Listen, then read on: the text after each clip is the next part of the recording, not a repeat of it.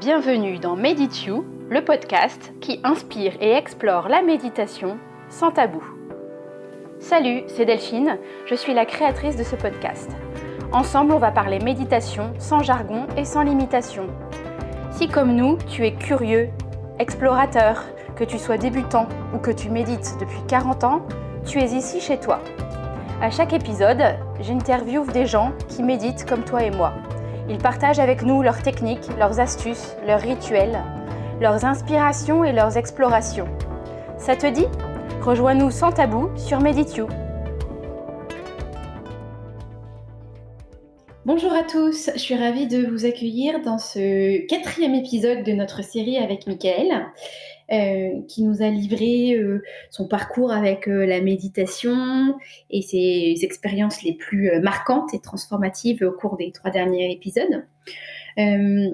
Aujourd'hui, on va se concentrer un petit peu plus sur méditation et thérapie, et notamment la pratique thérapeutique que réalise aujourd'hui au quotidien Mickaël, puisqu'il est thérapeute en Theta Healing. Salut Mickaël, tu vas bien ? Bonjour Delphine, je vais très bien, merci. Super. Est-ce que justement tu peux revenir un petit peu sur comment la méditation t'aide ou t'a aidé en matière de thérapie et ou dans ton parcours de thérapeute, en quelques mots ? Elle m'a beaucoup aidé, dans le sens où pour moi, la méditation, ça peut être un super outil pour aller à la découverte de soi. C'est-à-dire de prendre ce temps pour soi, pour aller écouter qu'est-ce qui se joue en nous, pour aller écouter quelle est mon émotion, pour aller regarder même quel besoin il y a sous cette émotion. Comme je l'ai partagé les jours précédents, on a souvent un mental qui essaie de gérer une émotion, qui essaie de gérer quelque chose dont il n'a pas les capacités de faire. Et pour moi, la méditation, c'est un moyen d'aller se connecter à soi et d'aller dialoguer avec soi. J'ai un exemple qui est très intéressant, en tout cas je trouve qu'il est intéressant. C'est une nuit où j'étais très agité parce que le lendemain j'avais une présentation à faire que je n'avais préparée. Et évidemment, donc mon mental était en mode panique, il essayait de faire cette présentation et donc évidemment je n'arrivais pas à dormir. Donc là je me suis arrêté et je me suis mis en méditation et j'ai été dialoguer avec cette part de moi. J'ai été accueillir cette émotion. Qu'est-ce qui se passe ? En fait il y avait la peur. Il y avait la peur de pas bien faire, il y avait la peur de rater cette présentation. Donc j'ai juste d'abord pris le temps d'accueillir ça et dire ok, voilà, il se passe ça. Et ça, c'est important, parce qu'on a tendance justement à d'abord la combattre, cette émotion. Mais je veux pas, je veux dormir. Non, elle est là, il y a de la peur, donc c'est par la repoussant que je vais la traiter. Au contraire, plus je vais repousser cette peur, plus elle va être forte. Donc je vais premier temps, l'accueillir. Et pour moi, la méditation est un bon outil pour accueillir une émotion telle qu'elle est. Ok, tu es là. Ça, pour moi, c'est la première étape. La deuxième étape, c'est du coup après dialoguer avec cette émotion ou dialoguer avec cette part qui a cette émotion et de comprendre qu'est-ce qui se joue pour elle et d'aller voir quel est le besoin derrière. Donc là, pendant cette nuit, j'ai bien compris qu'elle avait peur et qu'elle voulait qu'on fasse bien. Et donc j'ai accueilli ça et dans un deuxième temps, j'ai dialogué avec elle et j'ai dealé avec elle où j'ai fait un petit échange en lui disant ok, moi ce que je te propose, je comprends bien que tu as envie qu'on fasse bien, mais est-ce que tu crois que si on ne dort pas ou si on dort peu, on va être en bonne forme pour pouvoir bien réussir ? Et évidemment là, cette part de moi m'a dit non. Donc j'ai dit ok, moi ce que je te propose, c'est que là on va dormir et tu vas m'aider à bien dormir. Et puis demain on se lève une demi-heure plus tôt pour préparer la réunion. Et à ce moment-là, en fait 5 minutes après je dormais, tout simplement. Et je me suis réveillé une demi-heure plus tôt, on a préparé la présentation et j'ai fait une très magnifique présentation. Donc voilà, pour moi c'est vraiment ça le méditatif, c'est vraiment ce dialogue intérieur. C'est aussi d'aller à la rencontre de soi, d'aller écouter ce qui se joue en nous, accueillir ce qui est là et puis commencer à comprendre, à dialoguer. Et ça je pense que tout le monde peut le faire. Avec de la pratique évidemment, mais il n'y a pas besoin d'outils particuliers. Et je pense que on est dans une société, on va beaucoup chercher les choses à l'extérieur, on va beaucoup attendre de l'extérieur qui vient nous répondre à nos besoins. Bah, pour moi, la Mhm. méditation, c'est se dire, ok, en fait, déjà, je vais l'écouter moi, ce dont j'ai besoin, ou qu'est-ce que je ressens, et je vais essayer d'y répondre par moi-même déjà, si je peux. Après, si je peux pas, évidemment, c'est toujours intéressant d'être accompagné ou de trouver des solutions extérieures, mais j'ai aussi ce retour vers moi. Voilà. Donc moi, c'est d'abord comme ça que je l'ai pratiqué, on va dire plus thérapeutique. La méditation, c'est vraiment sur l'écoute de moi, la découverte de moi, le dialogue intérieur. Mhm. Et puis après, dans mon parcours, bah voilà, comme en tant qu'hypnothérapeute, puis j'ai pratiqué d'autres aussi formes d'outils. Et puis maintenant avec le Theta Healing, voilà, j'ai aussi des outils qui me permettent d'aller un peu plus loin et de libérer des blessures et de travailler voilà, un peu plus en profondeur. Mais ça, c'est peut-être pas, je vais dire, ouvert à tout le monde, puisque ça demande des Mhm. formations un peu plus complémentaires. Oui, oui, tout à fait. Mais c'est intéressant de voir aussi voilà, comment l'un influence l'autre. Autant l'hypnothérapie, je pense que ça parle à peu près à tout le monde, autant le theta healing, surtout en France, c'est pas forcément très connu. Est-ce que en deux, trois phrases, tu peux nous expliquer le principe de cette démarche thérapeutique? Alors, en deux, trois phrases, je vais essayer, même si c'est complexe. La démarche thérapeutique du Theta Healing, c'est d'aller libérer nos croyances limitantes. Voilà, qui sont au niveau de notre inconscient et qui viennent donc soit de notre vie, par rapport aux expériences qu'on a fait, soit de nos ancêtres, soit on va dire voilà, d'ailleurs. Et le principe du Theta Healing, donc ça a été créé il y a une vingtaine d'années, un peu plus d'une vingtaine d'années, par une américaine qui s'appelle Viana Stibal, et qui consiste d'abord à ce que le praticien justement se mette dans un état méditatif qui va mettre le cerveau en onde θ, d'où le nom de Theta Healing, qui sont les mêmes ondes que l'hypnose d'ailleurs. Quand on est en état de transe hypnotique, on a notre cerveau qui est en onde θ.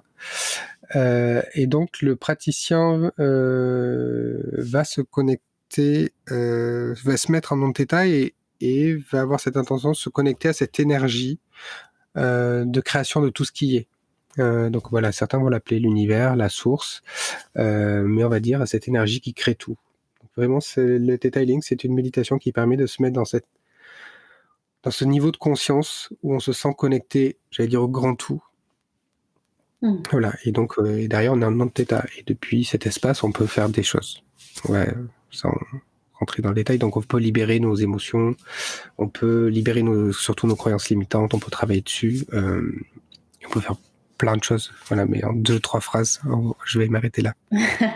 Oui, oui, c'était pour bien situer, voilà. Hem et en quoi est-ce que le fait que tu sois formée et puis que tu pratiques, le theta healing pour tes clients, comment est-ce que ça a modifié ta propre pratique de la méditation? Bah Est-ce que déjà c'est en 2 fait, choses, principalement, c'est que en fait, toutes les différentes pratiques de méditation que je faisais, donc comme je l'ai expliqué sur les épisodes précédents, je peux faire de la pleine conscience, je peux faire de la méditation, on va dire, plus métaphorique ou voyage, je peux faire de la méditation plus, voilà, ce que j'appelais gratitude, compassion, voilà, émotionnelle. Mmh. C'est des exemples, hein, il y a encore d'autres formes que je pratique, mais en fait, maintenant, je vais les faire tout le temps en état θ. C'est-à-dire, je vais d'abord me connecter à cette énergie de tout ce qui est en fait une énergie d'amour inconditionnel. Euh, je vais d'abord me connecter à cette énergie, et puis depuis cet espace, je vais faire mes autres pratiques. Donc, je peux faire de la pleine conscience, comme je peux faire du dialogue avec moi-même, ce que je partageais tout à l'heure. Mmh. Euh, mais je vais le faire depuis cet espace. Et c'est un espace qui est déjà d'amour inconditionnel, hein, donc c'est un espace dans lequel on se sent très bien. Euh, il se passe déjà dans notre corps, dans notre cerveau, des choses juste d'être dans cet état-là. Et puis du coup, après, je vais faire mes pratiques classiques ou des pratiques plus spécifiques de Theta Healing. D'accord, très bien. Donc Hem, aujourd'hui, c'est ma base en fait. Si je résume, c'est voilà, ta aujourd'hui, base, ouais, tu c'est l'as ma base. intégré, C'est d'abord, je me mets en méditation Theta.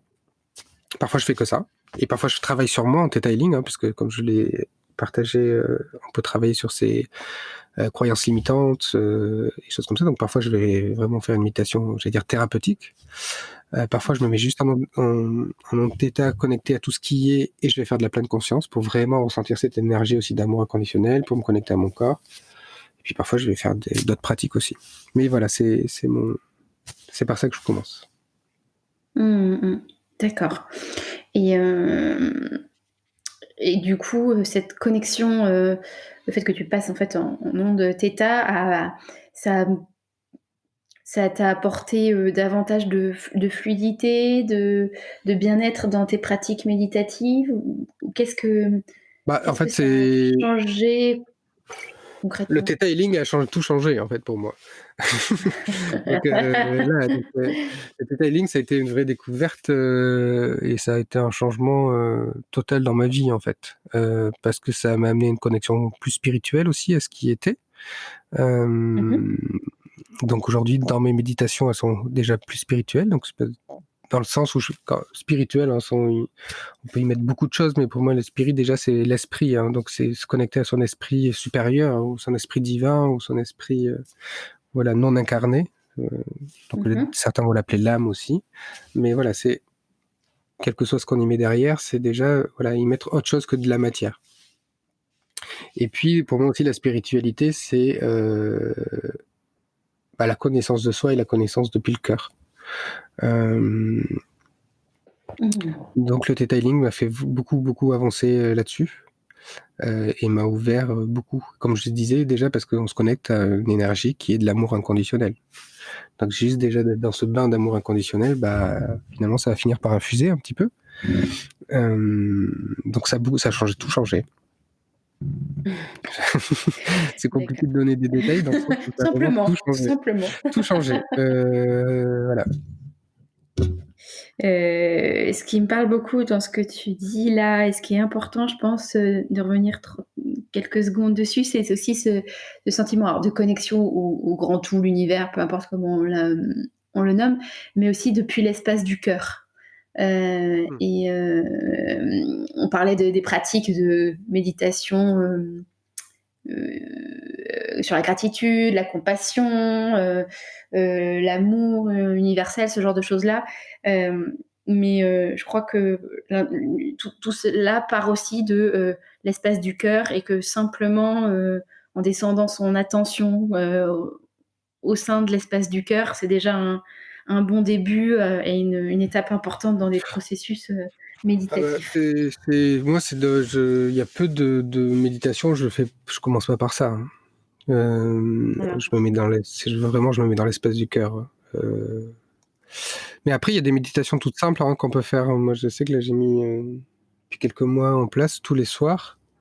Mhm. Allongé dans mon lit, hein, j'ai pas besoin de me mettre dans un état. Je fais 3 minutes sur de la gratitude. Je remercie ce qui s'est passé dans ma journée ou ce que j'ai eu, que j'ai vu comme des cadeaux. Euh, et ça fait beaucoup de bien Mhm. de se mettre dans cette énergie-là. Ça permet de voir aussi, moi je me suis aperçu que ça permettait de voir ces journées totalement différemment. Parfois, j'ai eu une journée où j'ai fait que travailler, il n'y a pas eu d'événement particulier. Et puis le soir, je vais me poser et dire, OK, en quoi je peux avoir de la gratitude aujourd'hui? Et en fait, je trouve plein de choses. Et du coup, c'est Mhm. comme, parfois, j'étais pas conscient de ce qui s'est joué, et de prendre quand même ce temps et de regarder ma journée, et de dire, ah, mais en fait, ça, c'était super. Ah, j'ai vraiment de la gratitude pour ça. En fait, c'est comme au stabilo, quoi. Je, je revois ma journée et il y a des choses sur lesquelles j'ai pas forcément été dans l'instant. Mais en tout cas, si je l'ai pas vu à l'instant et j'ai pas vu l'émotion de l'instant bénéfique, au moins, voilà, là, ça me permet de le voir, quoi. Et j'ai trouvé, voilà, Mhm. je suis C'est- content de cette Mhm. nouvelle pratique que j'ai mis en place. Oui, effectivement, c'est intéressant. Et puis, c'est un peu comme changer de lunettes. Tu sais, c'est regarder une chose au travers d'un prisme quotidien, ou parfois même un prisme qui peut être un prisme de peur, ou le regarder avec un prisme vu du cœur et qui permet la gratitude. Ça change complètement le regard qu'on porte dessus et donc la manière dont on le ressent. Et enfin, ma dernière petite question, est-ce que tu conseilles, sans trahir le secret de tes séances, mais est-ce que tu conseilles à certains de tes clients et patients de méditer? Et si oui, comment? Est-ce au cas par cas? Est-ce qu'il y a des choses que tu dis toujours? Voilà. Alors, je Oui. conseille à certains de mes clients de méditer. Oui. Beaucoup ceux qui sont dans le mental, ceux qui sont déconnectés des émotions, déconnectés de leur corps. Voilà, c'est vraiment à eux principalement que je conseille. Et vraiment, ce que je conseille en particulier, c'est la pleine conscience, quoi. C'est-à-dire, c'est dans cette justement de les aider à redescendre dans le corps, de leur aider à redescendre dans leur ressenti, en fait. On est dans une comme je croise beaucoup de gens en séance qui sont pas du tout connectés à leurs émotions, qui savent même pas exprimer, dire je ressens ça. Quand je leur demande, ils me racontent une histoire et puis je leur dis là vous avez ressenti quoi? Ils me disent ah ben là il se passe ça. Je fais non, qu'est-ce que vous avez ressenti? Ah ben là il s'est passé. Je fais non, ils savent pas en fait. Il y a plein de gens qui ne savent pas exprimer. Donc avant d'exprimer, même de savoir si c'est de la tristesse, de la colère, de la frustration, de l'impuissance, l'idée c'est d'abord de la ressentir dans le corps. Et donc pour moi, le bon chemin, c'est d'abord de se reconnecter à son corps. Je trouve que la méditation de pleine conscience ou la méditation, ce que je disais d'amour, de gratitude, c'est aussi des méditations que je conseille. C'est la bonne méditation pour ça en fait. Et donc je leur demande vraiment de prendre le temps de se reconnecter à ça et puis aussi de repenser à des événements qu'ils ont vécus dans la journée, de se reconnecter de corps et de voir où se trouve l'émotion. Là, j'ai la gorge qui est un peu serrée, j'ai la boule au ventre, j'ai le genou qui tremble, quel que soit, et juste déjà de nommer l'émotion, ou en tout cas de conscientiser par le ressenti du corps. Donc c'est ce que je conseille le plus dans mes séances, comme type de méditation. D'accord. Et puis après, il y en a qui sont aussi intéressés par le Theta Healing, donc je peux leur proposer la méditation, et puis on la trouve aussi facilement sur Internet. Donc il y en a qui se mettent à pratiquer ça aussi. Oui, je peux témoigner. En toute transparence, je peux témoigner parce que c'est par là que je suis passée également. Très bien, on arrive au terme de notre série de 4 épisodes ensemble. Un grand merci pour tout ce que tu nous as livré avec plein de retours d'expérience, de confidences et puis aussi de choses pratiques à mettre en œuvre, que tu as pu expérimenter ou que tu as pu voir chez d'autres. Donc un grand merci pour tout ça.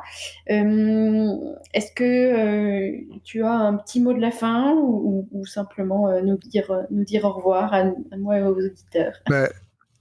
Plutôt te dire merci déjà de m'avoir invité dans ta nouvelle formule de podcast. Et voilà, et c'est un plaisir de partager mes expériences par rapport à la méditation. C'était vraiment aussi intéressant, même moi, de revisiter ça, de revisiter ces années de pratique et de revisiter cette relation que j'ai avec la méditation. Voilà, j'espère que ça pourra aider certains. En tout cas, voir que vraiment, faites-le comme vous le sentez, quoi. No pression, allez-y, détendez-vous et allez explorer, quoi. Soyez curieux.